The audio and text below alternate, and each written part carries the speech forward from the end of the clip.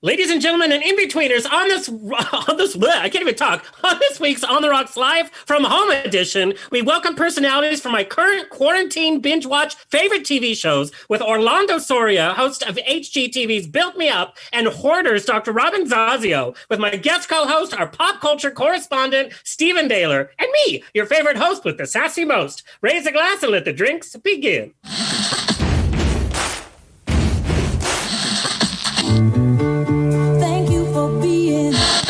Life is a banquet, and most poor suckers are starving to death. I'd like to propose a toast.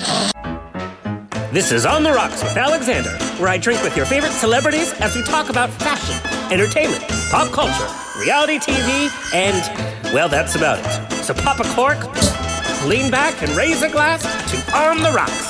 Fasten your seatbelts. It's going to be a bumpy night. Lord have mercy, buttons and bows and pantyhose, On the Rocks podcast, the place where we're too glam to give a damn. The flat earthers are very nervous with all this 6 feet distancing because people are going to fall off the planet. Get it? Wah, wah. Okay, never mind. Today's show is presented by the Funky Clothing Company. Retro pattern, slim fit, all different styles of shirts, caps, and the funkiest socks you've ever seen. Funk things up a little and buy with the Funky Co. That's me in actual casual clothes, if you can believe it. Find them on Facebook, Instagram at thefunkyco.com. Also, the show is brought to you by Straw Hut Media. You can watch and or listen to our every now over 200 episodes at ontherocksradioshow.com. Hello to our listeners around the nation on iHeartRadio, Stitcher, TuneIn, Apple Podcasts, Google Play, Spotify, Pandora, Gay Binge TV, and on the Facebook pages of Now Trending App, GED Magazine, and I Love Gay LGBT, and of course on the Rock's very own Facebook page, which you should be liking. We're also streaming on Roku and Amazon Fire at outat.tv, and HereTV.com, and YouTube's channel PlanetOut. Add and subscribe to us on your favorite platform. Like us on Twitter and Instagram at On The Rocks On Air. Send me an email. Book me for a wedding, funeral, quinceañera, bris. I don't care. I will zoom in and show up. Info at ontherocksradioshow.com. Send us your questions, your comments, and send nudes. I'm bored. Check out the new issue of Metrosource Magazine, the national magazine, LGBT magazine. In my interviews this issue with RuPaul's Drag Race's Michelle Visage, Bob the Drag Queen, and YouTuber Kaylin Allen from The Ellen Show. On newsstands or metrosource.com. Okay, let me welcome my guest co-host here to keep me on track, Steven Dehler. What?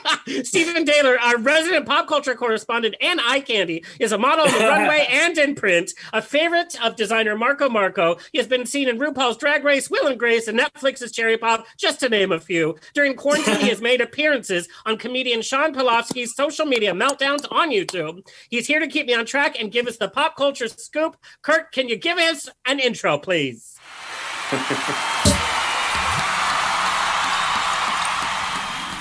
Thank you. Give us the 411. What's happening? You know what the funniest thing is that I felt like the last few times I've been on and done the pop culture report, I felt like I was like pulling teeth for like shit to happen. Right. And then now that we're in the middle of lockdown during a pandemic, now I'm starting to hear, what was it? Taylor Swift just dropped an album. Beyonce dropped an album. Dua Lipa is doing a remix album. Now, apparently, Miley Cyrus is coming out with an album. Like, Katy Perry just dropped an album. Apparently, Christina Aguilera. Like, it's just, like, everyone now is doing all these things. And it's like, well, I guess it works for us because we're all in lockdown. So we need something to keep us entertained.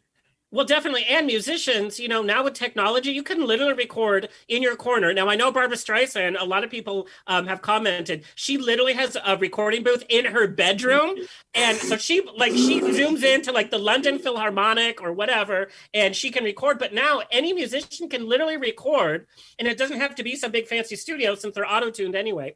Well, yeah. Well, a lot of that's not new, though. A lot of artists have recording studios in their houses. Sure. I know that Todrick, because Todrick would always be so last minute with a lot of his videos, he would actually have the performers come like the day before into his house and record in his booth that he had in his house. Or they would be at their own houses recording, sending, and like I remember you tell me these stories about that kind of stuff. So it's not uncommon for these artists to keep I mean, it makes sense. I'm a pianist, and I couldn't live my life without having either an electric keyboard or actual piano in my house, Yeah. Well, and people are listening to content. People are at home. So now is the time, if you're any type of artist with content, whether it be social media, podcast, music, pump it out now because people are like, oh, that's new. Let's listen to it. But And we have all also the time to listen do off real that. fast. Yeah. Well, what was it? I was just about to say something and then I completely lost track. But why don't we just continue? Why don't we get into the pop culture report? Yes. Okay. I would be remiss if I did not start my report with Beyonce's "Black Is King," which debuted. What was it, on Friday or Thursday night? And I haven't watched it yet, but I watched the release music video that she had put out right before. She released the Black is King, which the visuals are just insane. I mean, it just keeps getting like better and better. How does Beyonce get better and better with her visuals? It's just nuts.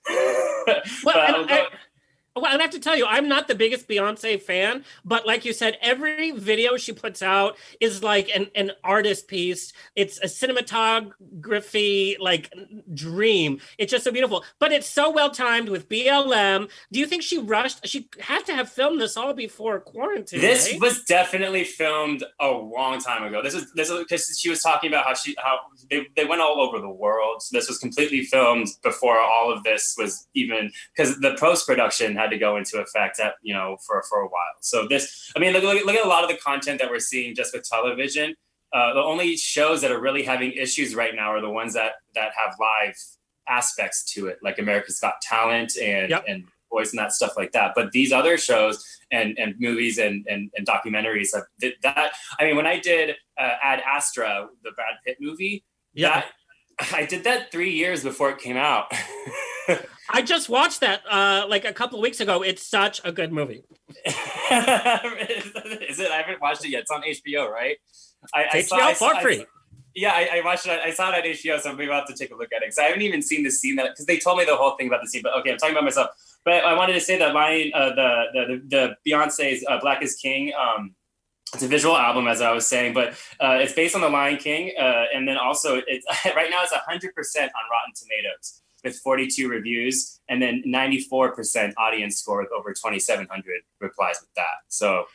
Well, and in like today's current age, somebody is always mad at something. So there's a big Christian group that's against it because Did you see? It's so ridiculous because she's like an Egyptian god and goddess garb, and it's kind of like a throwback to like the Egyptian times, which every religion's stories originate and share the same themes. So whatever, but all these Christians are mad at Beyonce saying now she's a goddess, we shouldn't worship false gods. I'm like, oh, okay, wig. And now she's a goddess. God, they'll praise false gods if it's only to their narrative. That's exactly right. Yep. I mean, they'll worship Trump, but God forbid, we have a little Beyonce. They worship anyone with some melanin in their skin, right? Exactly. All right. So next, I have to talk about, because it's gotten such a whirlwind. It's nuts now. The response that this whole movement has gotten, the Free Britney movement. It started a while ago, because I don't know if you're aware, but Britney's been in a conservatorship since 2008. Yeah. 12 years has been a conservatorship. And when you're under a conservatorship, that's supposed to be when you're mentally incapable of your finances and basically your entire life. Britney has done what since 2008? She's released 3 albums, gone on world tours, 2 residency and all that. And so the Free Britney movement has picked up a lot of steam again. Her father, Jamie, has responded to it, calling it a conspiracy theory, as he would, because he's awful. Her sister Jamie Lynn commented on it. Her brother commented on it. Her boyfriend has commented. Her entire team now has commented on this. She was supposed to have a conservatorship hearing this month over Zoom. Yeah. And because this was supposed to be like finally like, we're gonna get some information. The judge had to cancel it. Originally, the rumor was that she wasn't able to, there was hacked and she wasn't able to even connect. And then the other one was that apparently the people that were on her team kept chiming, because it's supposed to be a private one-on-one conversation between her and the judge. Apparently her team kept chiming in, and the judge was like, this isn't full privacy. So now they postponed it again until August 19th. So she's still not free. She's still under this conservatorship. It's you can tell through her Facebook posts and her Instagram posts that she's just, something's not right, Well, and so well, somebody commented, Brittany, if you're in trouble, wear yellow next time. And then her she next wore post, yellow. She's like, look at my yellow blouse. She That's pointed weird. out, and then someone said wear black, and then she wore or like something specific, and then she points it out in the post that she's wearing this, and so it's Well, I mean, even her former choreographer Brian Freeman spoke up. Her former co-star from Crossroads, Taryn Manning, spoke up. Everyone's very aware that this, regardless of what her mental state is, she should not be under conservatorship. Now, how often is she seeing her kids? Well, see, the issue is that her father was the conservator originally, and he's abusive, and he got abusive with her son. And Kevin Federline put a restraining order against Britney Spears' father. So, I think it's like a minimum year, maybe it's a 2 year. It was a really big deal. Britney's dad shook her son. Oh my God. Yeah, and so because of that, he had to step down as the conservator because Britney can no longer see her kids at all. And they put this woman, and I believe her name is Lou M. Taylor. She was put in charge of the conservatorship instead, or of her like business finances. And she tried to get in charge of, she tried to put Lindsay Lohan under conservatorship.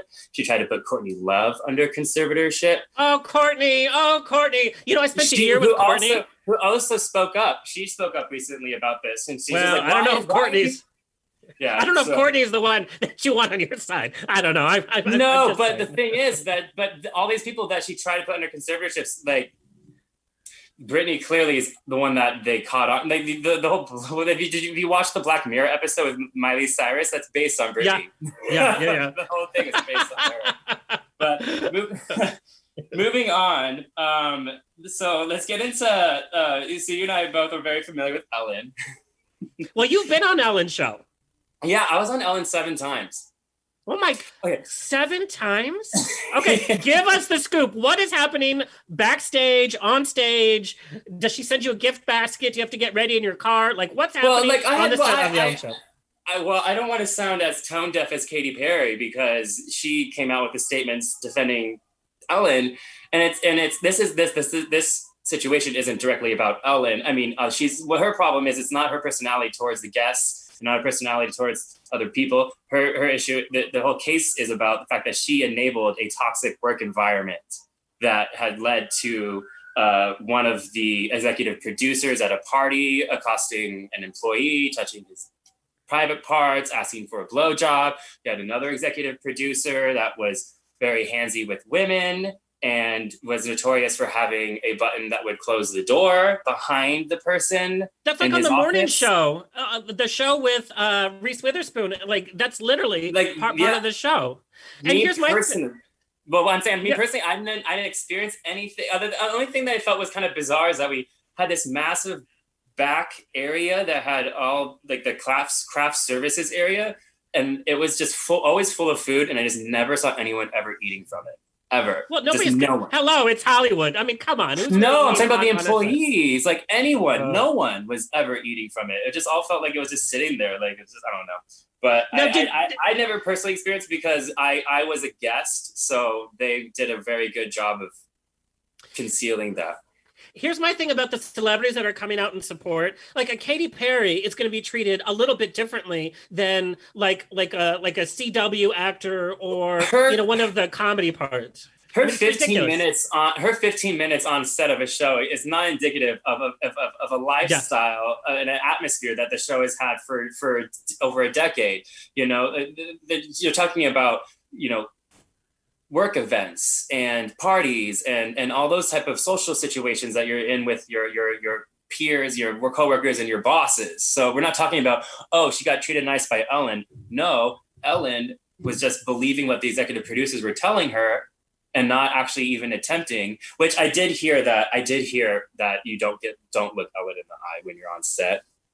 That's so ridiculous. Not for me personally. Yeah. I wasn't told to do that. I'm saying that I heard it around from other people that they couldn't, like the employees of the actual studio. But I didn't. I also heard that she kept gum outside her office, that if you had to come in her office, like you had to chew gum, and that if you smelled a little off, she would send you home to take a shower.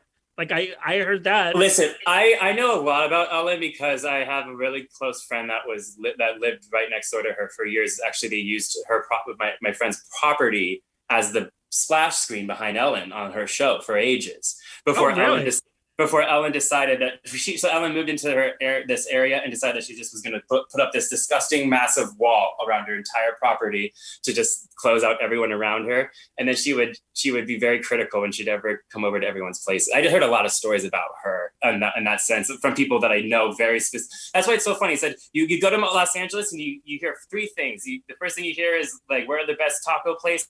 The second thing you hear is how Ellen is an awful person, and the third thing you hear is like we're the best hiking spots. You know, like the three things of moving to Los Angeles. That's just ridiculous, especially the struggle that she had when she came out nationally, when she had her show, when she didn't have her career for a few years after she came out on her sitcom. Everything that she's been through, it's such a shame. Even if half of these allegations are true, it's such a shame that that she's become that kind of person. Is it money? Is it fame? What is it? I don't know. I think it's just sort of a lack of care. Like apparently, like she doesn't want to, out of sight, out of mind. I'm so at the top that whatever's going on beneath me, I want the person below me to deal with it. Yeah, which I can get if you're that busy. I mean, she has like 40 brands. No, but busy is just that she doesn't even want to know about it. And so if why do you think Undercover Boss exists? Oh, that show is so stupid. They don't know that the cameras are there. But the whole concept, but the idea behind it is that the whole show had to exist because these people that are at the top of their businesses are completely detached from the experiences that their employees are going through because they don't take the time to actually talk to them. I mean, I know there are people that work for Ellen for who knows how many years, probably never once met her. Oh, yeah. Okay. Yeah. Yeah. And how is she supposed to make those decisions without knowing her employees? Yeah. Okay, so that's just a little, we're going to end the show. You actually have one more thing that we're going to talk about at the end of the show. And of course, it's about TikTok. So keep that. You're going to help me interview our guest today, our very first guest. I'm so excited to chat with him because I binge watched his show. Orlando Soria, in the new HGTV series, Build Me Up, Orlando, a charismatic interior designer, social media influencer, and author, works with homeowners as they embrace a big life change to overhaul their home and create the fresh start that they deserve. And through beautiful design, humor, and a healthy dose of moral support, and some fabulous outfits, by the way, Orlando helps his clients transition into their next chapter by infusing their homes and uniquely personalized elements that will change their lives for the better. He has been a staple of the design industry for years, working with clients such as Whitney Port, Aubrey Plaza, woo, go Aubrey, and Olivia Colbo. And after originally appearing on HGTV as Emily Henderson's on-camera sidekick on Secrets from the Stylist, he has amassed a loyal following on social media. Of course, a few shirtless pics don't hurt, and he has founded his own design firm. He is also the host of 2 HGTV digital series, Rock the Round Table and Fad or the Future. His first book, Get It Together. I can literally hear him say, "Get it together, girl." It came out in 2018.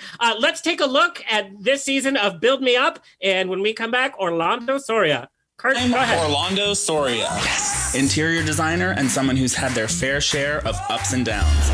I show clients going through a difficult life change I had a really tough year. that new interior design is a great way to start fresh. Wow. I have a fresh start. Hug me. Dude, I needed this. Series premiere, Build Me Up. Wednesday, July 22nd at 9. Only on HGTV and HGTV Go. I have to say, this week, we get treated to like a super long episode. So that's this week. And I have to tell you, HGTV has been my binge channel out of nowhere. I just love HGTV. So please welcome to the show, Orlando Soria. Hey, girl. Hey, how are you? Good. So your promo plays all the time in between all of the other shows, and it's such a fun promo because it shows you dancing in that scene where you're with the empty nest mom and you're doing that little dance. I literally do it every time it plays. That's my cardio for this quarantine. Oh my God, I wish I had that cardio. I don't care about any of that anymore. So I love the show when it was called Unspouse Your House, but now it has, I guess, more of a positive spin to it. Build Me Up, which is such a strong title. What was that name change about? What was the rebrand kind of about? We just like really wanted to open it up to all different kinds of scenarios where people are going through different life changes. So it started out as something that came from my real life. I went through a breakup and I found that redesigning my new place was bringing me a lot of joy, and I wanted to figure out how to pay that forward. And this season is all about doing that for all sorts of different people going through all sorts of different kinds of life transitions. So it's been really interesting to see how people respond to it, because last season people were like, you're a horrible person, you're like all about people getting divorced, and this season people are like, you're an angel. Like, it's pretty similar, so it's not really that different. Well, why do you hate me, or why did you hate me before but now I'm fine? Yeah. Well, and I have to tell you, quarantine, there have been quite a few breakups in my own friendship circle, in the celebrity circle. But the show literally came from you kind of ending your relationship, and you were on social media, so your breakup and your relationship was kind of out there. It still is kind of out there, if you Google or what have you. Can you share a little bit about the breakup, and if you have any tips of people going through a breakup? Yeah, I mean, it was a challenging time in my life. It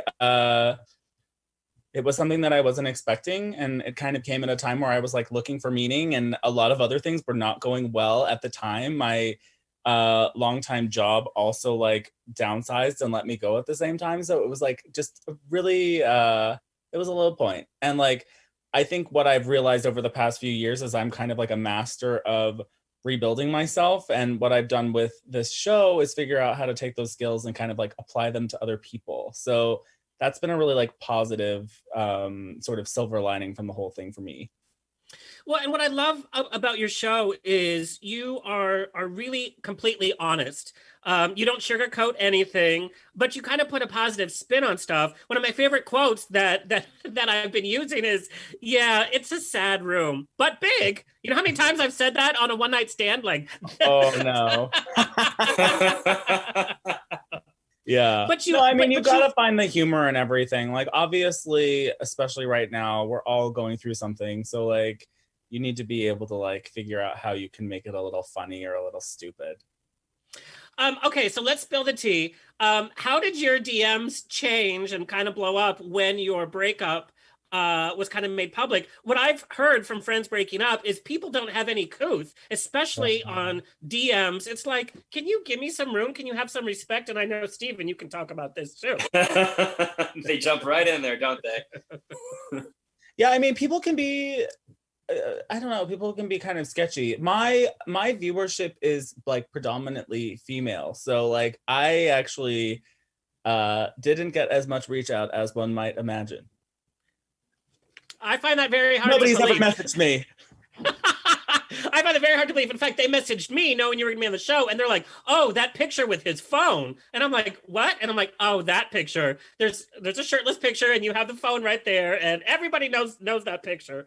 What I also love about the show is we see you actually do the work yourself. You don't just come back to a completed home, or you don't just kind of give your opinion and like, pretend to like tap a wall and then come back. Like, we see you ripping up the carpet, demoing. I want to come in and demo with you one day. Like, it looks like such a stress-free thing. Yes.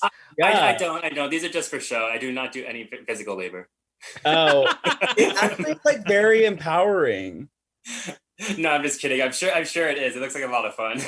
Yeah, I mean, and also just like smashing stuff. It like is a great way for the people on the show to kind of like work through whatever they're trying to work through. But also like, aren't there actually like facilities where people go and like break shit apart? Yeah, I feel like I saw that on. So it's very cathartic, isn't it? Yeah.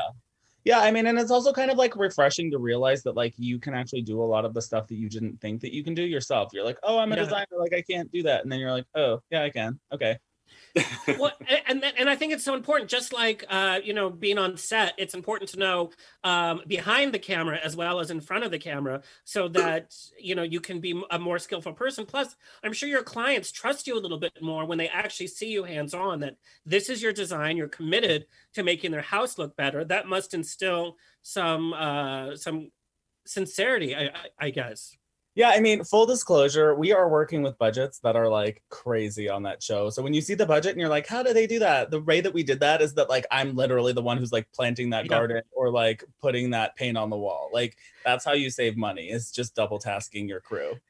Well, and it's funny because, you know, some of these people going through life changes, they don't have this huge budget.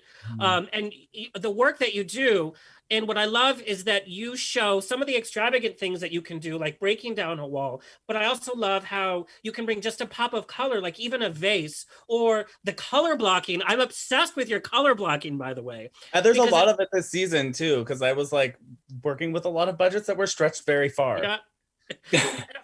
So you get to learn a lot, at least at the same time. What I hope is that like it's aspirational, but there's also some take homes for people that don't have tons of money. Like the reason that I've gone into doing what I do is that I think it's way more interesting to kind of inspire like everyday people to be able to make their homes beautiful than it would be to work with just like the super rich. So I like that we have some take homes that people can really do themselves. And like if you're willing to like get painty or get dirty, you can really make your house pretty. Yeah. Well, great timing too, because everyone now is in a situation where we have to be a little bit more frugal, and it does, like the smallest little things that you do in your own home, the changes really like lift up. I mean, you're here all the time now. Yeah. So have you done any like renos in your own homes, like any painting or redecorating? Well, I actually just moved into my apartment.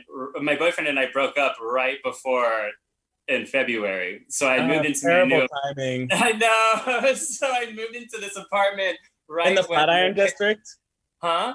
In the Flatiron District? Flatiron District? The Flatiron that's behind you. What? What? Oh, what? That's a real place, Steven. Yeah, there's a place in New York where their building is a triangle, and they call it. I didn't realize it was called the Flatiron District. Yes. Blondes do have more fun.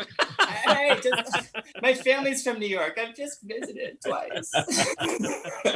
But yeah, I did know. I completely like redid my bathroom. I went. Oh, I probably did a lot more than I probably needed to, just because I had nothing else to do.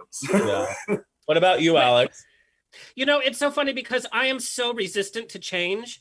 I hate moving, like the idea of moving, even like changing my style, even changing like the color of the bathroom towels. I hate change. I will go to a restaurant 50 times and I will order the same thing all 50 times. I just hate it. But what your show shows is that you can take baby steps, and kind of the new life and energy that you get from doing that. You know, it's like a Band-Aid. You rip it off, but then you can heal. You know, and that's what I learned about your show. Now, how long is the actual process from meeting the homeowners to actual completion? Because we get to see it in a quick episode. Yeah, so it depends. It usually is about 1 or 2 months. There is an episode. The episode that's on tomorrow was like 3 or 4 months. It took a really long time because we ran into all sorts of like permitting issues, and like every sort of structural thing that could have happened. So usually we try to keep it to like a month or 2, but sometimes it goes over a bit. Now, are you filming like 2 houses at the same time, or you're just doing your personal clients in between? I mean, how can you keep track of all this? This is all filmed back to back, and we do like 2 or 3 at a time. So we started shooting this season in October, and we pretty much wrapped by the time that COVID started in like March, and then we had 1 episode that we kind of filmed the finishing parts of during COVID. That's a really short time. Like, you must be physically and mentally exhausted. It's a lot because the places are you know, we're in LA, so everywhere is 2 to 3 hours away each way. So we're in the car a lot, and it's a lot, but you know, the end always makes it worth it, you know? Now, you spend a lot of your time with the clients on a personal level, and I love that you drink so much on the show, by the way, because I am a drinker. Hello? Something all in common. Yeah, cheers, everybody. I was like, I think we're supposed to be drinking, so I'm going to be drinking some wine. And even if we're not supposed to be drinking, we're supposed to be drinking. No. And Orlando, when we're back in the studio and you come back on the show, get ready to drink. But you share... Cool. You share so much time with them, really learning about their life and what they're going through. What have you learned from this season? What have you taken away from them? Oh, I mean, it's like so much because each story is like so individualized to the person. So the show that's on tomorrow is a woman named Corey who lost her husband to cancer about a year ago. And I think I've just kind of like, in general, what I've learned from her specifically is just like how much your attitude and how much your community can really like help you heal and help you survive something calamitous like that. Yeah. You know, she's went through this terrible loss with her husband, which you'll see tomorrow, and you know, you really like intake a lot of that emotion and you feel it and you hold it with you. And it, you know, I'm so thankful for people to, you know, that they've been willing to share their stories for the purpose of like, you know, making other people who might be in the situation that they're in feel less alone. But I just think that there's so much to be said for all of these different stories being told, because there's always going to be somebody that identifies with it and somebody that like needs to hear that story. So I think the general through line through everything that I've understood is that like I've been really open and honest about my life, and I think that that has helped people that maybe needed to hear what I was saying at the time, and now I'm kind of giving that ability to other people who are on the show. So it's just it's they're small stories and they're kind of like very individual, but at the same time I think that just people listening to each other and being open is a huge gift, and I'm so thankful to the people who have been willing to do that on my show. Well, and it definitely comes through, you know, there's a chemistry and a sincerity there that's so enjoyable to watch. You feel like you're part of the process, that you're actually hanging out with you and your clients. So when they see the big reveal, like you kind of take ownership of it too. And you're like, yeah, I feel good about this. We're going to take a quick break. And when we come back, more with Orlando Soria. And we're back. Okay. Yay! Yay! Okay, now that you have this popular show on HGTV, which is playful, but it's also a conservative network in a way, how have you kind of had to adjust your personal life? Like, no more Grinder, you can't get messy in West Hollywood, or is there that pressure, or you're just kind of not like even thinking about it? So like that is a great question, actually. I mean, this season seems to have coincided with like everybody turning into a hermit and not doing anything. Yeah.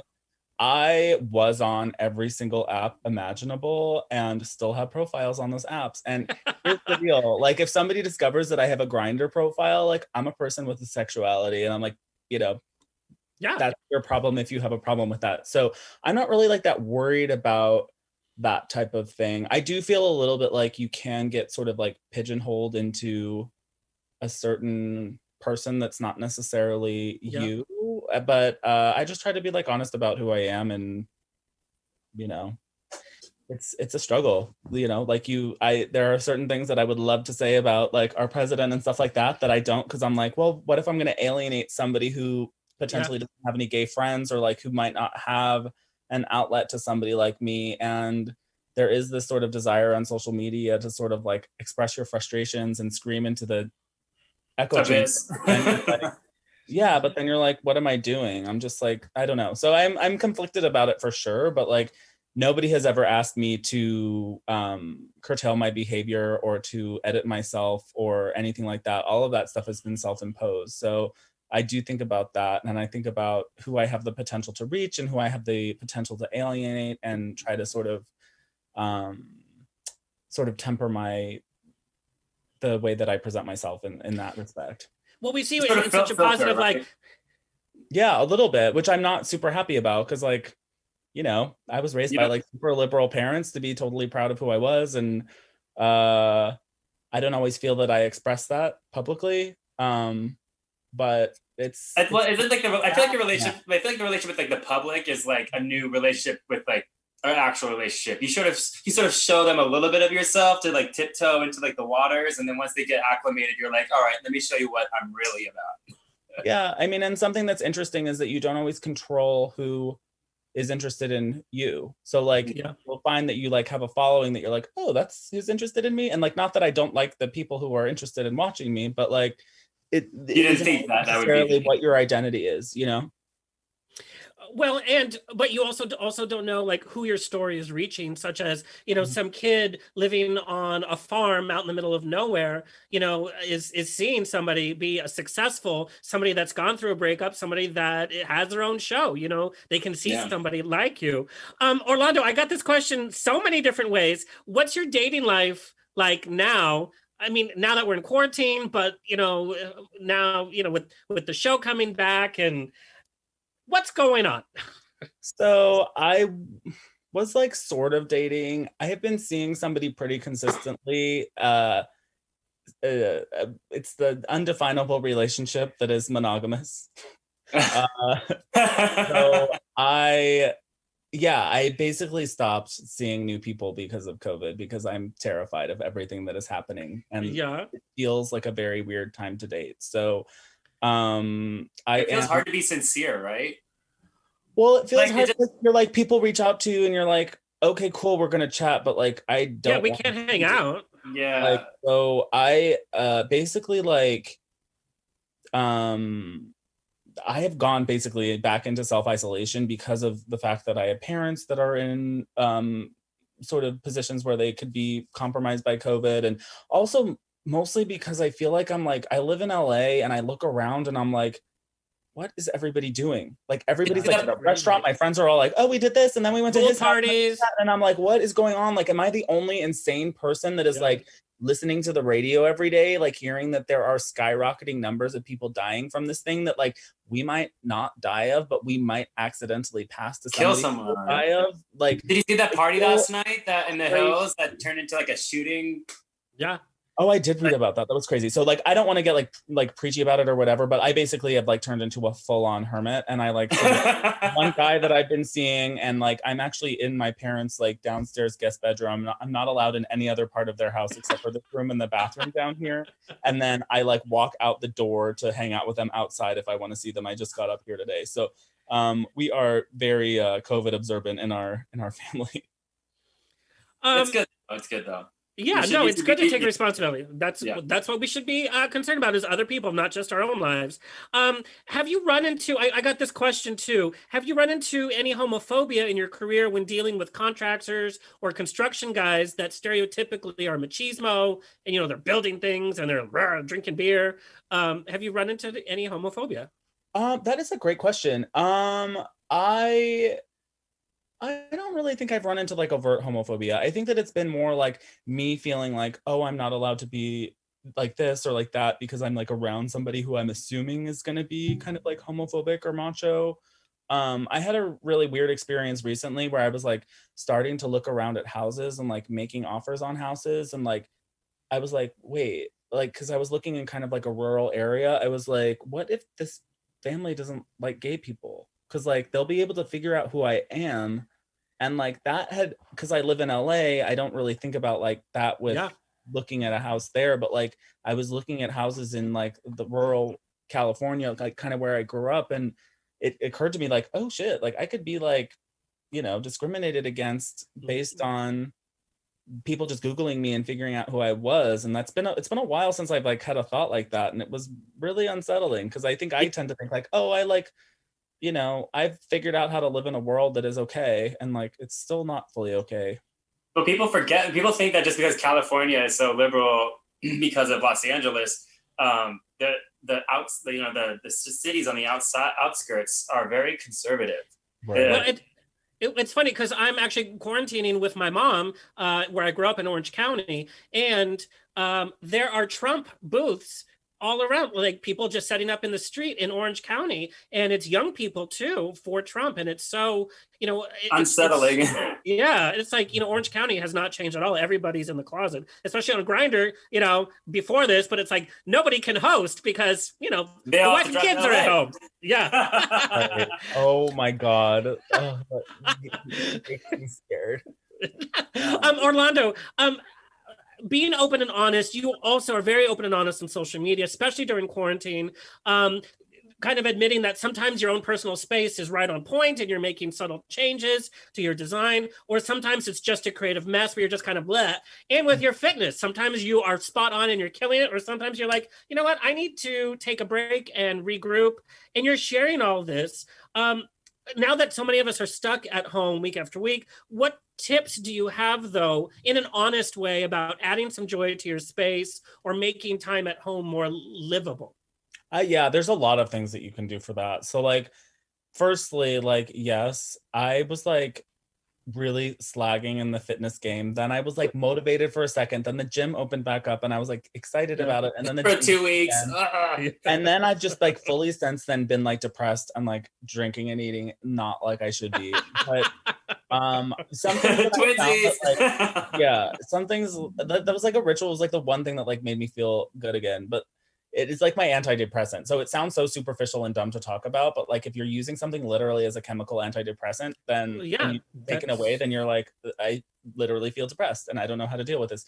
But the things that I have found that are not going to the gym that are really positive, or like you can order like basically anything that you want in terms of plants from the internet. So like you can order really pretty pots, you can order like really pretty like plants and like soil, and like literally not have to leave your house to make really beautiful indoor plants. And like I know that brings a lot of people joy, because it definitely like does for me. It's like something living that's happy, that you can take care of, like, you know, that there's a meme going around that's like saying that all the gays are turning their like apartments into Fern Gully or whatever.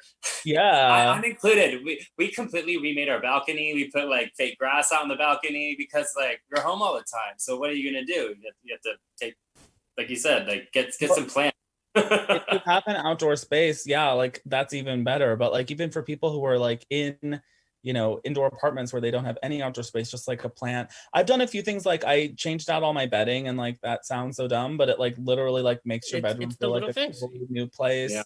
I've been like making a lot of art, and not everybody does that, but if you do something, just like figuring out like, oh, I can order all of these supplies from like Amazon or from Dick Blick or whatever, that's the art place that I order my art supplies from. I've been cooking less than I like thought I would, but like that is something that I think, you know, can really help people feel like they're doing something productive. And then I think just like more than anything, kind of like forgiving yourself for like being depressed and distraught about everything. Like there's just days where I'm like, this sucks. I'm not gonna like try to pretend that it doesn't. And like, it's okay to be not okay. Yeah, and like somebody posted, it's okay. You don't have to write your screenplay. You don't have to, you know, come out with a new podcast. You can take this time off if you're feeling like you need to regroup, because this has never happened to us before as a nation in our lifetime. The amount of stress that we all deal with on a daily basis, just as our base, is like 10 times of what we were experiencing before all of this as our base, you know? So it's okay not to be okay. And we're also comparing ourselves to like other people on social media or in our lives that are like making us feel like, oh my God, they're doing it totally right, and I'm not doing it right. Like I have these wonderful neighbors who I'm obsessed with, who live downstairs. They're so sweet, but they like work out twice a day. They have gotten like so swole since like all of this started, and I'm like, at first I was like, oh my God, they're totally like nailing everything and I'm terrible. And then I was like, it's fine that you're not doing what they're doing. They're doing something else. And like, you can't compare yourself. But you really see the disparity and like privilege and stuff like that during this, because you're like, people that are doing the things that we're perceiving as, oh, they're nailing it. They're nailing it. Yeah, they're nailing it because they have the privilege of being able to buy a full entire gym set in their home. You know, whereas like they're probably fighting with each other. They're bored with each other's perfect bodies. That's what I mean, at the end of the day, like it's a time for us to really be like, all right, life is not normal right now, and let's like not try to make it normal. Let's see what we can get out of it being not normal. And like that's kind of what I've been trying to do. I think I'm developing a lot in different professional ways and like creative ways, and I've just kind of like given up that this year is going to be like, last year I had a great year. I like got to travel a lot. I got to go to all sorts of like fun parties, and it was fun. And this year for a minute I was like, oh, I'm trying to grasp at that, and then I was like, no, it's time to give that up and think about how this can be a year that is productive and good in a different way. But I think the people that are still grasping at that old life are the ones that are making me feel insane, because I'm like, that's next year. Like, just wait. Like fine. Yeah. Well, and it must be interesting to launch, a new season of a show while stuck in quarantine. I had a show on TV for one season, didn't get renewed, but part of that fun was going on the press, going to the different studios to do your interviews, going to the functions, going to the release parties. Kind of gives you endorphins and you're meeting people. But getting excited to do an interview on Zoom when you've done 10 of them in a row, you don't get that kind of successful pat on the back or that kind of energy saying, wow, I have a show on this major network that people love. It's weird when you have to isolate that success. Except for it's like oddly like less stressful. Like I did the Today Show last week and it was so much less scary than it would have been if I went to like the studio in New York to do it, because like I just did it in my backyard. Yeah. So, like it was like oddly like so much less terrifying. Okay, so I watch all the shows on HGTV and I love when they do the reveal, but the process is also just as enjoyable. But I have to know from you, what happens when you kind of don't click with the client? You're like, God, I really don't like these people, but you have to film a whole episode. Like, how do you work through that? Because sometimes I see some of the designers are kind of like not as excited to be working. Well, you're like obviously never going to connect with everybody in the exact same way. Like I appreciate all of the people that have been on my show in different ways, but clearly there's ones where I felt like a much stronger emotional connection to them. And like, I don't know really how to say this, but at the end of the day, like I do have to be a performer. I'm the host. So like that's a job. And like it is a skill that I have been working on and that I'm trying to get better at, but it does involve a certain amount of, composure and like witticism and just being very like articulate and everything else. So like it's a lot more, it involves a lot more than one might imagine. It's just like, oh, this is happening. It's like, you're literally like, you're trying to be the person on the show that is making the other person feel comfortable. Yeah. And that is a skill that I think I've gotten better and better at. I think I'm still not like amazing at what I do, but what I've liked is that like still after 2 seasons of this, I'm like learning things and I think I'm like getting better and I can like see the ways in which I've improved. But yeah, it's not always like a natural integration with the people that you are working with, regardless of how much you like them or not, Now, have you ever had somebody that just hates what you do and you're like, oh my God, they hate what I like? It's like, wah. I haven't had that, but I have had people that are not, I think that if I were on one of these shows, I would have a hard time being expressive.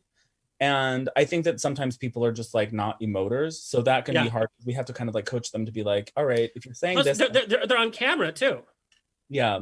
It seems the way that you respond to things in real life like seems a lot more flat on TV than you might think it does. So you kind of have to act like a cartoon in order for things to like seem like you like a caricature of yourself, basically. Yeah, which I think is hard for people to get used to. And people are such good sports. Like everybody that we've worked with has just been incredibly like just giving in terms of like working with us on kind of being bigger if we need them to be, I wanted to bring that single mom or the empty nest mom, the one that you did that pop-out window. I'm obsessed with that pop-out window, by the way. But I want to take her to... I want one so badly. Go over to her house. She's in Orange County. I should call her up. Is her son 18 yet? Oh my God, Alexander. Totally kidding. Totally kidding. But like, I want to take her to Sunday Fun Day with her because she would have such a good time. Oh, she would be fun. Yeah, she needs to. That's why we did that whole renovation, was so that she could host Sunday Fun Day at her house, because like that lady is a party animal. You could tell, and I know you had some fun. P.S. I want you to make me a walking stick for my nights in WeHo. Oh my God, I know. We all need one to just like bat people away when you walk down Santa Monica Boulevard. Or just to learn how to walk again, because we've all been born. Yeah, get away from it. Yeah, I think we'll all need a walking stick the first time we go out after quarantine. just from the exhaustion of having to like say hi to people we haven't seen in half a year. Right. Okay, are you ready to play a little rapid fire? Sure. Okay, celebrity you would want to design for? Oh, like Tilda Swinton. Oh my God, that is such a great answer. I'm obsessed with her. Obsessed with her. That's such a great answer. I've never heard that. There's a 1992 movie called Orlando starring Tilda Swinton? What? Oh, okay. So, okay. So now I he's have like the connection from childhood. Yeah. Well, I've when you always do been this, obsessed with her. when you do celebrity build me up, then she'll be that. She would not give a shit. She would be like, get out of here. She'd be like, okay. Can you when you go to imagine? That would be the best show ever. Tilda Swinton on an HGTV show, just being not impressed by anything. She'd be like, I want twigs from Antarctica. Yeah. like that's what it should be like. Okay, when you go to a date's house for the first time, like let's say you're going to reconnect with this monogamous guy that you were whatever. What is the biggest design red flag? You're just like, Pillows with sayings on them. Like if it's a pillow that says like rose all day, like I'm leaving. For me, it's those pillows that have the sequin, like the two colors. No. Well, those can be fun if you're on a certain substance, I think. Yeah, okay. I think that's the reason why Alexander doesn't like it. Orlando, worst date ever. Like every date that I've been on in the last 3 years. I don't know. My worst date ever. Like I just go on a lot of dates where people like don't know how to ask questions. So I can't finger point like one single date, but I'll be like, I just spent an hour and a half interviewing somebody. They did not ask me one question. I hate first. I wish you could go to date 3 because I hate first dates. It's so stupid. We never act the way that we do, and it's like a job interview. It's so boring. Anyway, strangest thing you've purchased online during quarantine. Oh, good question. Strangest thing I purchased online during quarantine. I bought like a plant tower that grows plants, like a hydroponic plant tower, which isn't really that strange, but it is. I guess it is a little bit like an alien in my backyard that grows lettuce. Yeah, I saw that advertised the other day. Actually, I thought, oh, that would be fun as like a project. Of course, you should do it. They're amazing. You can grow your own lettuce. Yeah. And they do the signs where like they grow on your wall. So you get like free wall art and lettuce at the same time. Girl, does it look like I eat salad? What would I do with the lettuce? Okay. What would I do with Well, you called it a lettuce, so. A lettuce. I love a lettuce.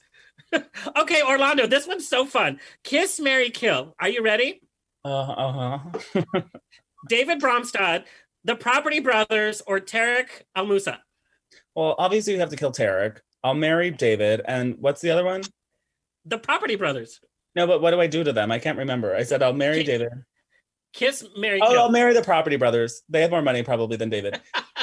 And then I just snorted. Yeah. And then David is actually gay, so I guess we'd hook up. Okay, all right. I like that. Orlando, tell our viewers where you want them to come find you. Please watch my show Wednesdays at 9, 8 Central on HGTV. It's called Build Me Up. You can go to my website. It's just orlandosoria.com, and you can follow me on Instagram. It's at Mr. Orlando Soria. Such a joy talking to you. And like literally you pop up on my TV like every 5 minutes, every commercial break, it has you doing that fun promo. That's the plan. Yeah. Okay. We are gonna, when this is all over, we are gonna day drink and we're gonna spill some more tea. At Eileen's Party Lady's house. I'm totally down. We'll pop that window open. Her son will come in and come out. It'll be great. Okay. I'll jump out of it. All right, Orlando, have fun quarantining with your parents downstairs. My parents who I can't see because I'm in a fully different part of the house. Yeah. All right. We will chat with you soon. All right, bye. Having me. Bye. All right, we're going to take a quick break. When we come back, we have Dr. Robin Zazio from Hoarders when we come back. Okay, we're back. I want to welcome Dr. Robin Zazio, has been specialized in treating OCD, anxiety disorders, and related conditions for over 20 years, utilizing cognitive behavioral therapy and exposure and response prevention techniques. That is a mouthful to say. After developing a thriving private practice, I know, she developed the Anxiety Treatment Center in 2005 and later the Cognitive Behavior Therapy Center and Compulsive Hoarding Center, all located in Sacramento, which she currently owns and directs. She continues to maintain her private practice, providing individual, group, and family therapy services, in addition to supervising interns who are learning to treat these anxiety disorders. She is a featured doctor on the Emmy-nominated A&E hit series Hoarders, now in season 11. I cannot believe it's been 11 seasons. Gosh, I remember when that show started. Yes, me too. She has hosted My Extreme Animal Phobia on Animal Planet and wrote The Hoarder in You, How to Live a Happier, Healthier, Uncluttered Life, which you can get on Amazon, by the way. She is well known for her work in the community, in addition to traveling across the country, providing education regarding proper treatment for OCD and anxiety disorders, and helping to reduce stigma surrounding mental health conditions. Let's take a little peek at what Dr. Robin has to deal with on Hoarders. I'm Sandra Howard, and I'm an interior designer. This is the biggest hoard. Biggest house. Whoa. Most stuff. Oh my God, that wicker basket, this wicker basket. It's just overwhelming. I can't get a damn thing done because everybody's telling me what to do. Stop talking! Not! I'm done. Leave me alone! This was by far one of the most painful cases.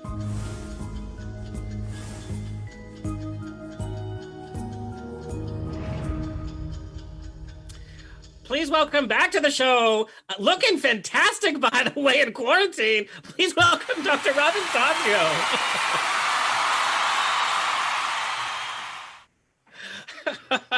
Girl, you look fantastic. You're supposed to look terrible like the rest of us. Well, Making us all look bad. I think the picture was much better. My lighting isn't great here. Of course, I'm at home. But it's so good to see you again. Thanks for having me on. Of course, I'm so excited that Hoarders came back. Of course, last season's finale was one of the toughest episodes that I have seen. I mean, it was a 2-hour heartbreaker. You are in such a niche market in your industry, or I would guess market's the wrong word. What made you choose OCD, anxiety disorders as your focus? You know, I have to tell you, it's this kind of strange path. I was the black sheep in my school getting my doctorate, telling people that I had no interest in talking to people. I had no interest in doing clinical work. I just wanted to work in forensics and work with people that were mentally ill and committed crimes. And one day I found myself in a program that was just starting up with OCD. And in 2 weeks, I changed my whole career path, because everything that we're doing is so behavioral. It's working to change lives, not just to talk about it, but to actually do things different. And as you've seen in Hoarders, I mean, we've had some really tragic outcomes, but we've had some amazing outcomes. And this show, I've been doing this now, I want to say about 13 years. It is like the comeback kid. Wow. It is so amazing. It is. And yeah. And so I'm really honored to be a part of it. Well, you are such an important part of it. I mean, you are synonymous with Hoarders, with the special personality that you add to the show, and the care and love that you have for these clients really comes across. Now, in your personal life, what was your first exposure to a hoarding disorder? Honestly, it was in my clinical work. The reality is not a lot of people seek out help when they're struggling with hoarding behaviors, because they have so much shame, embarrassment, guilt, and they're so worried about what people are going to think or what they're going to do. You know, are they going to lock me out of my house? Are they going to take my kids? What's going to happen? But it was really with the inception of the show Hoarders where people went, oh my gosh, that's not what their goal is. It's kind of like, you know, when there's an incident with a husband and wife with a kid, and you know, they're thinking, oh, the police are going to come and take one of my kids. No, they just want to figure out what's going on and what we can do to help. And I think that this show has really showcased that. You know, it's never about a cleanup. It's always about dealing with the issues that have led to the problem.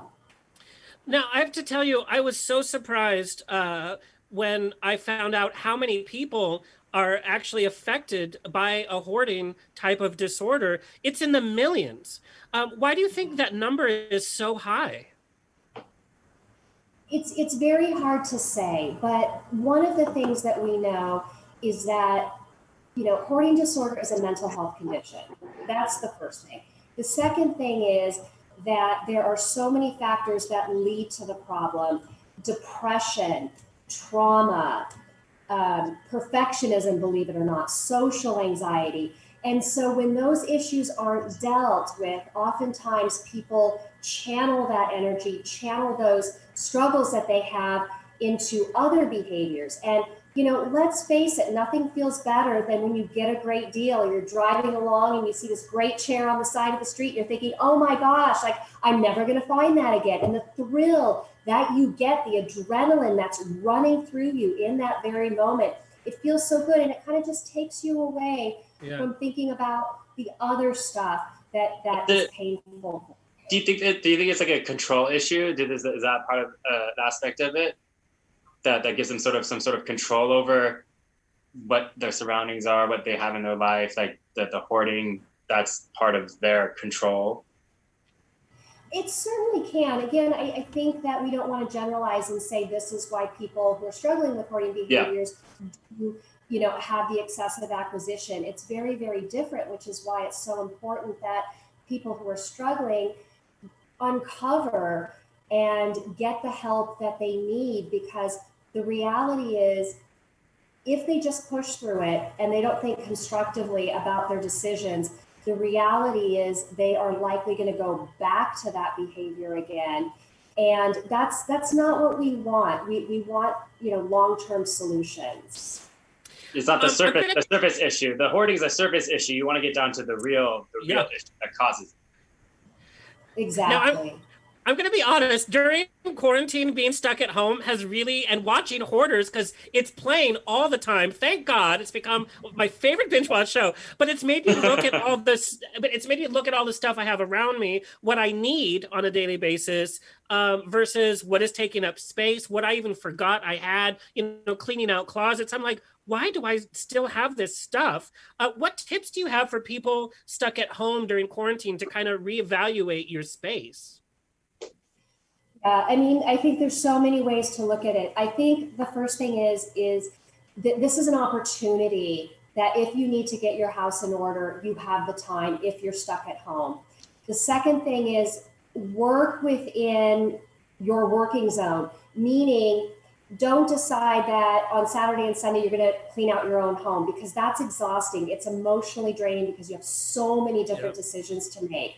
So what we say is, you know, think about who you are as a person. For some people, maybe they struggle with focusing and attention. So maybe working for an hour might be your working zone. For some people, maybe it's more. I know for myself, because when I was in quarantine, that's what I did. I started with my shoes, and I started to then go to my clothes, and then to back up to the barn in my tack room. And that was good for my working zone, that I didn't say I'm going to tackle all this at once. I kind of pick a corner and work on it and then be done and feel really good about it. I think having declutter buddies is really helpful, having a friend come over, because, you know, you're holding on to that stuff maybe unnecessarily. And sometimes having that voice of reason next to you going, oh, no, you cannot keep that. I went into my mom's closet, and she's got, you know, one of those big walk-in closets. And I'm looking through there, I'm going, oh my gosh, you have a muumuu. Who is going to wear a muumuu? Like, even in the... Dr. Rhonda, after these quarantine carbs, I will be wearing a muumuu. Okay, maybe bad example, but I said to her, she goes, well, what if there's a party, like a pool party? And I said, Mom, you're going to pull out your Tommy Bahama. Really, come on, you know, because how many pool parties have you been to, including your own, where you haven't pulled out that muumuu? So having that voice of reason, I think, is really helpful. And then going over to their house and helping them as well. So it doesn't become as tedious. You can laugh and giggle. And rewarding yourself, you know, doing something really pleasurable afterwards, because making decisions about your stuff is really hard. I've made it no secret that I love shoes. I mean, You love shoes. The Imelda Marcos of shoes here. And truth be told, I had about 275 shoes at one point. You had 275 pairs of shoes? Atta girl. We're all hoarders at home, right? We are. Oh, she's froze. Well, I was gonna say to her, I was like, you don't realize how much of a hoarder you like. I feel like we're all a little bit of a hoarder, because you don't realize how much you are until you're moving. Because Well, yeah, when that's I exactly moved right. my apartment, I was like, holy crap, why do I have all this junk? Well, and for people like you and I, that we have so many like events that we have to go to, or even going out just to meet somebody for friends, it's a look. And you're thinking, oh, I can Use this again. I can use it again, but not too soon because people know what you've worn. So like 3, 6 months. I did that. Yeah. I wore this silver suit in 2015, and I was like, I can't wear this again for an event in West Hollywood. I was like, I can't wear this again for a while. So then I had it like stowed away in my closet for an event that I did in 2018. Like, 3 years. I think 3 years is a good like limit. You could repeat an outfit then. but it's so hard because you know what the value is to that. Like, let's say you bought an expensive like Gucci pair of shoes. Even if you're never going to wear it, even if it's a little out of style, you're just so afraid to because there is some sort of value to that. Yeah, and I have a few. I have those really shiny. I have these really amazing high tops that I wear when I'm dancing sometimes that my friend gave me. I love those high tops. The Gucci ones, right? They have all the crystals on them. Yeah. Those are shoes I wear on nights that I don't want to have to dance a lot, but I want to be flashy. So then I just wear the shoes, and it's like I feel like this is what it's like to be a girl, and or a drag queen, I guess, and wear really fabulous heels, and people come up to you being like, I love your shoes. I'm like, it's the only time I get it is when I wear those Gucci high tops. I miss dancing. Well, and drag queens must have a hell of a time because you do remember their outfits because they have to be so big and pageant-like. I mean, how big are their closets? Well, I remember when I lived with Rhea Latreille, she like full on had like 2 separate. It's almost like you're a dual person. Like you have 2 completely separate closets of clothing. Like she had her boy clothes, and then she had her drag closet, which doubled everything that she had. She had clothes in the living room because she had so many clothes. Because you only wear them once, and then what they became was very talented at like taking like a shirt and then turning it into a tube top, and turning it into something else, and turning it into. Well, that's what I'm saying. Okay, like origami for drag queens. Dr. Robin is back. We got you back. We got you back. No, it was the whole shoe talk. You got so excited about the shoe talk. I think my computer was getting overwhelmed talking about shoes. But let me finish that story. So, yes. So I got so sick and tired of not being able to find shoes that one day I just went, I'm going to do this. And I went in, and it's just like taking them out. And it was like 175 shoes that I took over to the local, Goodwill, donated them. And you know what? I think like maybe on 2 occasions I thought, oh, where are those shoes? I wish I didn't give them up. But this is what I want people to know is that most of the time people feel very freed when they give up the stuff. They don't feel so constricted. And in my book, I talk about how important it is that all your stuff needs to have a home. Okay. Yeah. And when we're dealing with people who have hoarding behaviors, the stuff doesn't have a home. I mean, just because you have a clear spot on your desk or the floor, it doesn't mean that then we're going to put that box. Like it needs to have a home. And those are, some of the principles that you've probably heard me say while I've been on the show, is really trying to help the listener learn the tools and techniques that they can use, especially in shelter in place, or if you're just wanting to, get your home in order. Like there's so many things that you can do, tips to help you to move forward. Well, I'll tell you, Dr. Robin, watching Hoarders and hearing what you had to say to your clients on the show really helped me. We lost my grandma about a year and a half ago, and my grandma just collected stuff, not as a hoarder, but she had beautiful clothes and she had beautiful furniture, and we had to kind of shut that house down. And it was one of the toughest things I've ever had to do. But when I was watching Hoarders, I would, sometimes you want to scream at the screen at these people. It's like, let it go. And what the biggest thing let it go.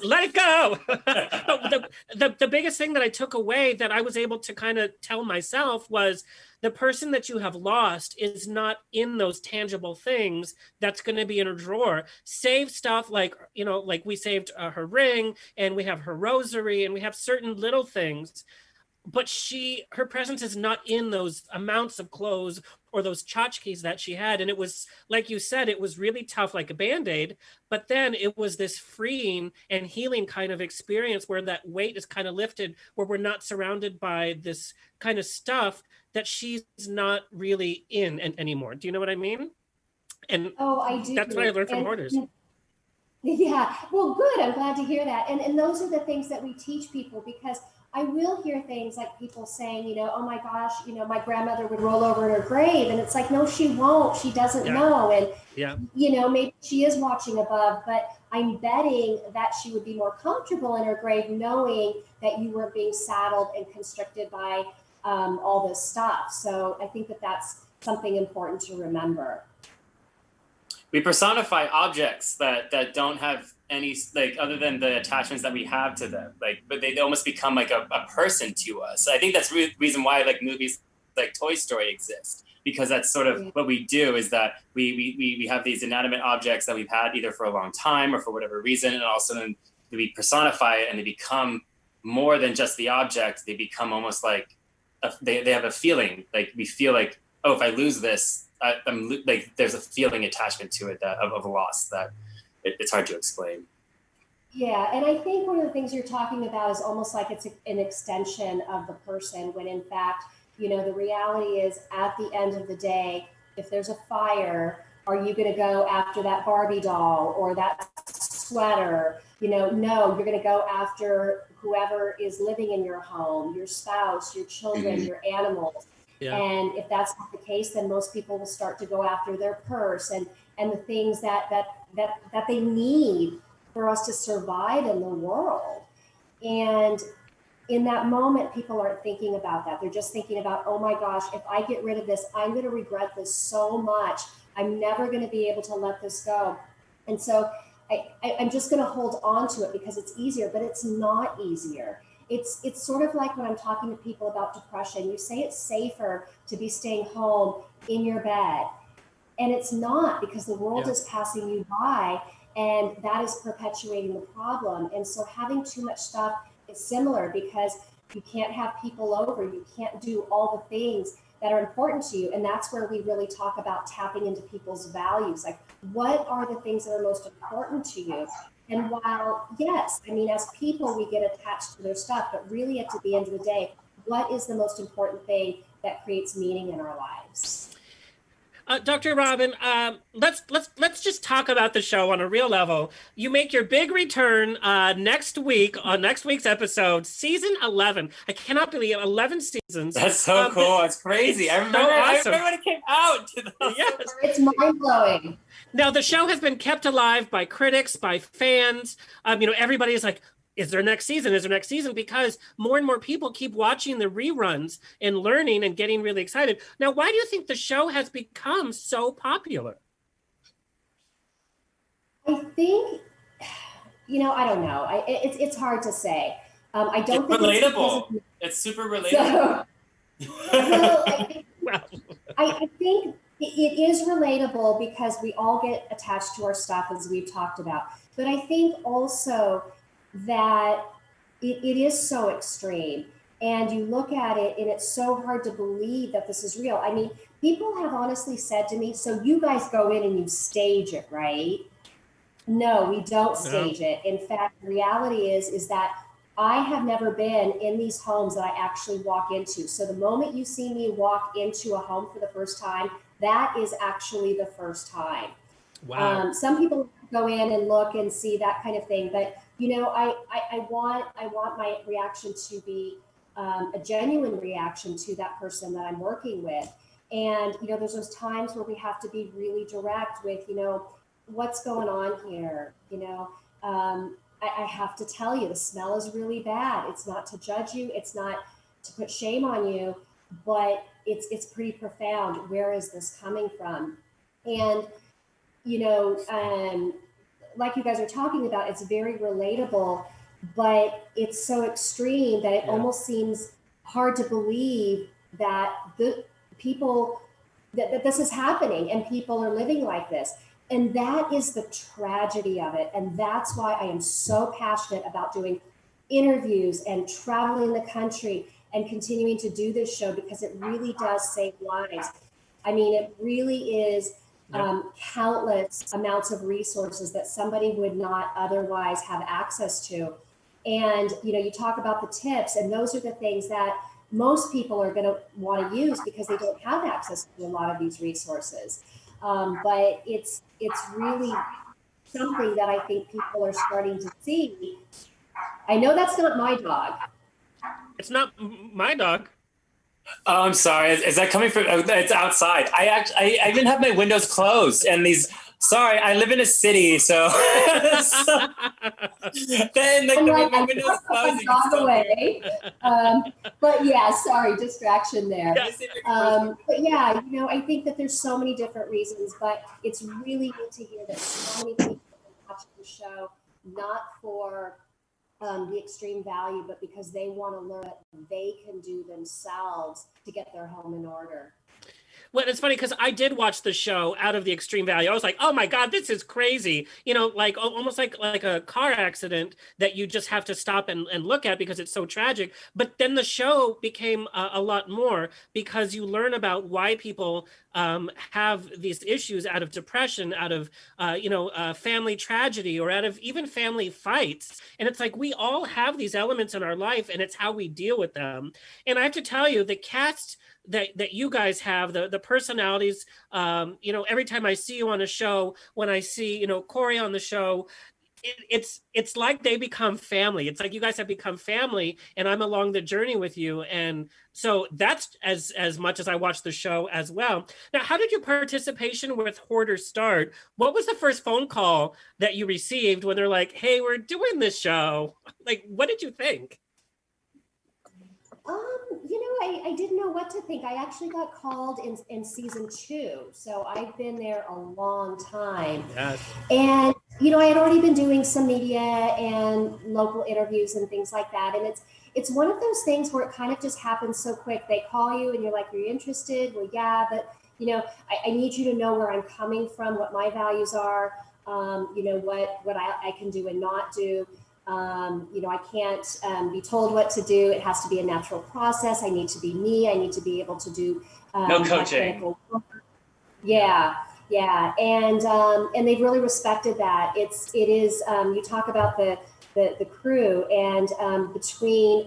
I just have to say a shout out to the cameraman, audio, everybody who's on the show. It really has become a family, and it's more of like, who's going to go on the next show? Oh, you're going to be there. Oh, great. Yeah. And it's pretty rare now that we see a new face because we've been doing this so long. And something really interesting to know about when I talk about like, oh my gosh, it's like a boomerang, because at one point we were down for 2.5 years. Yeah, I know. That is almost unheard of. Yeah. Wait, so you guys think you guys gonna get canceled? You just didn't have another new season for 2.5 years? It's an interesting question. Was it canceled? I think nobody really knew. It wasn't renewed. And it was so interesting because, I think my husband was wondering if he still had a wife because I was gone traveling. You're like, I'm attached to the show. I gotta go. Yeah, you gotta go. Yeah. Gotta flight it. But we were traveling so much, and I will never forget. It was Thanksgiving, and I get a call, and they're like, "We need you to fly straight from where you're at to here." And then I got a call from there and said, "We need to fly you straight to here." I mean, it was just coming like crazy, and it was so interesting because even though I had whirlwind the anxiety treatment center. It wasn't really growing. It was going along, but it wasn't growing because I wasn't there. I was so invested in Hoarders. And so when we went down for 2.5 years, it was like, oh my gosh, what am I going to do now? Like, oh, wow. Okay, I'm going to be home. And, so it was really interesting. And then it's been slowly coming along. And then they decided to do the 2-hour episodes. And I was like, oh my gosh, this is great because we could really capitalize on helping not only the person who is struggling to do more of the mental health work, we can also help the viewers to better understand more of the mental health work that we're doing as well. So let's talk a little bit about your personal aspect. You usually have to fly to a location. You must be staying at a hotel.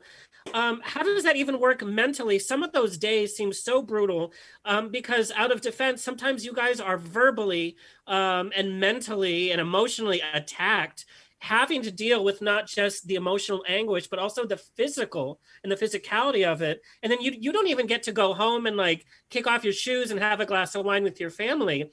You're probably stuck in a hotel somewhere getting having ready a glass of wine there. Yeah.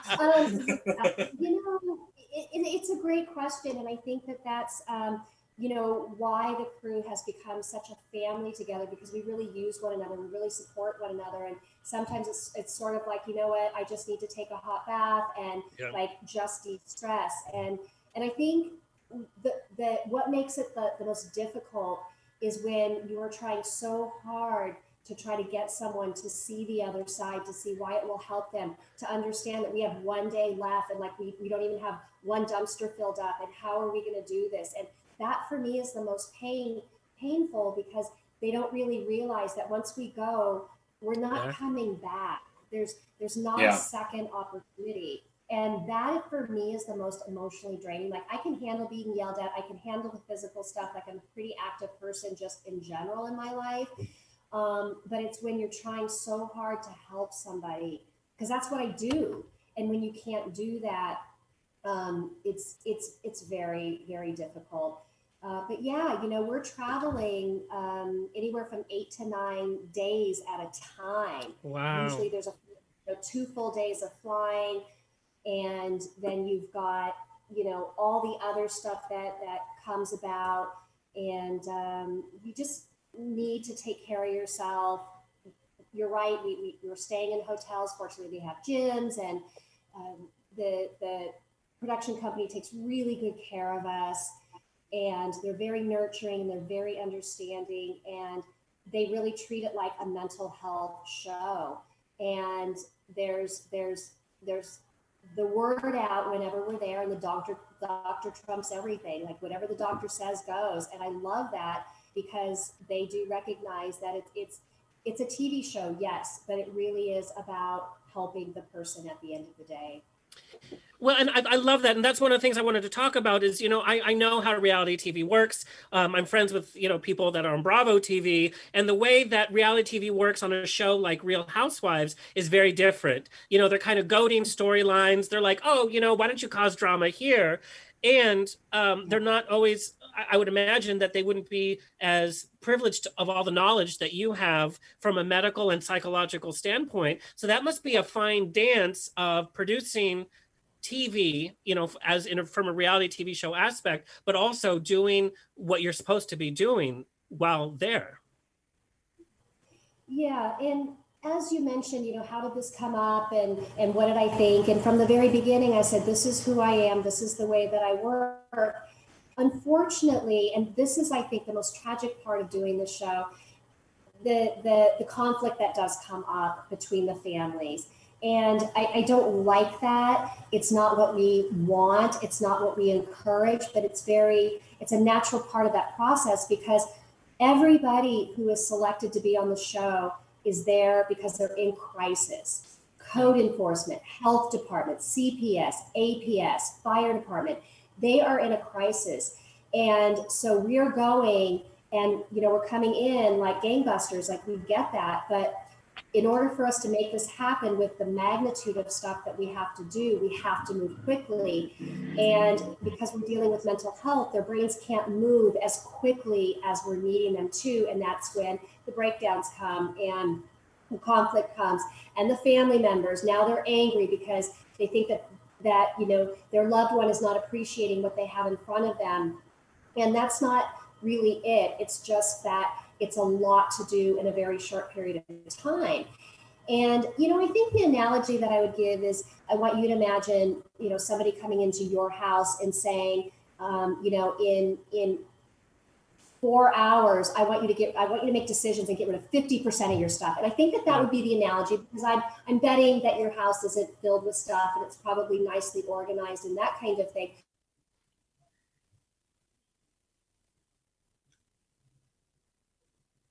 Put up. Oh no. Oh no. Oh We no. lost her. I'll continue where she was going at. So you feel like your place isn't completely organized and things. No, but it must be scary because what the anxiety I get is when you watch the show, you see family like I've actually seen it. One of my ex-boyfriend's grandmother was a hardcore hoarder. She, wow. Like 2010, 9, my second boyfriend, he lived in San Diego, and I was at his grandmother's place, and she had a 1-story place, and she had, like, her kitchen wasn't a kitchen, it was a candy store. It literally had just racks and racks of different types of candy from 30 years before. Like, that sounds like heaven to me. Okay, well, if you want to eat some stale candy, then that's all. Girl. You go at it, girl. I've eaten candy I found at the bottom of the car. I'm just kidding. But these people that come into the houses, like, they don't know the value of something, or like antiques and stuff like that. Well, that's why I was saying that, like, you personify inanimate objects in the sense that you. Like, okay, I'll give my own personal experiences that when I moved into this apartment that I moved into now, I had a bookcase that was like a 10-foot beautiful bookcase that I have had for 10 years. I used it as like a separator. I had it and I brought it with me. The most pain in the ass thing to move anywhere. For 10 years I moved it with me because it just had this, and it was the hardest. When I moved into this apartment, I left it outside in front of the apartment because I knew someone would take it. And that night I was sitting on my balcony and some guy walked up, grabbed the bookcase, and, like, I'm telling you, this bookcase weighed like 75, 80 pounds, and, like, dragged this mother like across the street into another. And I thought, and still, like, I'll get like little like remnants of being like, I missed that bookcase. But why? Why do I miss the bookcase? There's nothing about that bookcase that was anything other than just something that had been around with me for so long. But it's kind of comfort. And, we've been through, all of us have been through so many different changes. And when there's something that's a constant, I think that's what it is. It's just having that, because, like I said, when I was saying like a control thing, we have so much in our, especially now, there's so much out of our control that the few amount of things that we have in our control turns out that it compounds and becomes unhealthy. Yeah. Dr. Robin, I have to tell you, my mom sent me a very concerned message about you. She said she's very concerned about the beautiful she's very concerned about the beautiful blouses you wear on the episode. She's worried you're going to ruin them. That does sound like your mom. She literally is like, oh, that's a beautiful outfit. She should not be wearing that. Saying that, she's like, oh my gosh. She's not worried about the person that we're there to save. She's worried about my blouses. Well, first of all, shout out to your mother. Thank you so much. And, I've had people comment and say, gosh, you always dress so nice. And this is my thought. Like, why would I dress any different for somebody that was, I'm not wearing a dress and that kind of thing. That there's a casualness, but they deserve the same respect that anybody else does. And I love that. And I even told my mom, I said, she's showing them respect that, she's here presenting herself just like she would, because that's part of also gaining the trust. They're not freaks. They're people that are going through a tragic part in their life. And so I love that. And I do see that as very respectful. Dr. Robin, what have you learned about yourself the most from doing this show you've been on the show for 10 seasons? Yeah. That's an interesting question. I don't know that I've ever thought about that one. I think it has brought more attention to my own need to, kind of like I talked about my shoes, and being more cautious about the things that I bring in. That, if I'm out shopping and I see something that I like, that I don't typically just buy it, that I say, do I have a place to put it? Because at my age, you kind of have acquired a lot of the things that you need in your house. There's only so many statues, lamps, sheets, all that stuff. And so I'm really much more of a person now that buys things because either I have a place for it, or like I'm going to get rid of that winter coat that I've had for 5 years and I'm going to replace it. So I'm really much more thoughtful about the things that I buy. And I definitely do declutter much more than I used to. And I think that my even though I'm a super organized person, I think that I'm more organized now because it feels better. And I really want to promote the very things that I'm promoting to my patients. And so trying to follow some of that same advice. Dr. Robin, I love you so much. I love seeing you on the show. I'm so excited for next week's episode when we get to see you return. If you are ever in the LA area, we are going to take you to West Hollywood and we are going to spill the tea, girl. That will be so much fun. You know, I'm not very far away. I'm here in Sacramento, so. Girl, I've been to Sacramento. That might as well be in a different nation. A drink away. Now, Dr. Robin, are you ready to play a little rapid fire with us? Rapid fire? Yeah, like just answer the questions. Boom, boom, boom. Yeah. You bet. Okay. Strangest comment or request from a fan? To get married. Hey, at least they know that, you know, that they would become a hoarder. Now, what is the strangest thing you have seen somebody hoard? Oh my gosh. Do you really want to know? Yes, I really want to know. Was it butt plugs? No, thank God. But we did have somebody who was hoarding vibrators, unfortunately. I knew it was one or the other. I was going to say vibrators or butt plugs, but I was really hoping it was butt plugs. Oh, my Lord. Oh, wow. Hey, it's a collection. I would love to see that on the lawn. Is this a keep or is this a donate? I probably know her. Just watch the show because it was on it. It was Freddie and Fuzzy. I'm not going to watch that. Okay. What has been your favorite quarantine TV show to binge watch? Oh my gosh, there's been so many, but I would probably say Prison Break or Billions. Oh, okay. Yeah. Okay. What episode sticks out in your memory the most of Hoarders? I think there is the one with Ruth, whose husband died in their bedroom spontaneously, and she couldn't get rid of any of his clothes. And it was a miraculous transformation when we did the clinical work, and she was able to let go and start to breathe. And her house was in amazing shape when she left. All of her children, her grandchildren came in. It was nothing short of just tears all the way around. That's so good to hear. Now, Dr. Robin, tell our audience where they want, where you want them to find you and follow you. So I'm at the Anxiety Treatment Center in Sacramento. I have lots of Facebook pages. I used to have my own radio show, the Dr. Robin Zazio show, the Anxiety Treatment Center Facebook. Those are the basic ones, and you can Google my name. I'm not hard to find, and people want to reach out, then do it. Awesome. Well, I will be glued to the TV this next Monday night to watch. I need to see the vibrator episode. Dr. Robin, it's always so fun, and like I said, when you are in LA, please look me up because we're gonna have a good time. You bet. See you at Mickey's. And I'll look forward to next time. We're going to hoard some martinis. That's what we'll do. How did you know I love martinis? There you go. Bye, Dr. Robin. Bye. Okay, Steven, so we have to talk about pop culture, TikTok. What is going on with TikTok? Oh, yeah, the last one. Yeah, so TikTok. So, I mean, we don't want to get political, but it turned into political when Trump decided that he wants to ban TikTok from Does he have the power to?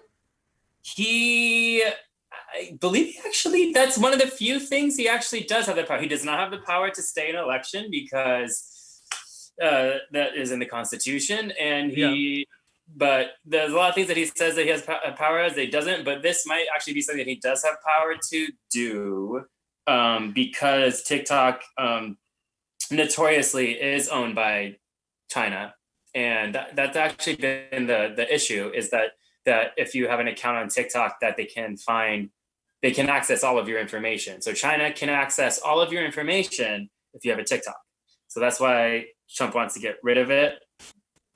Which I actually and I want to say this is probably one thing ever that I will ever agree with him on. That I agree. When I heard that TikTok was owned by China, I was like, this is the most popular instrument for our youth, and it's owned by China. That sounds a little risky, but apparently Microsoft is in talks to save it and buy the shares to keep it in the United States. No, it's so weird because this happened because of a conversation Trump had. He's somehow involved with this deal, which means he has to benefit from.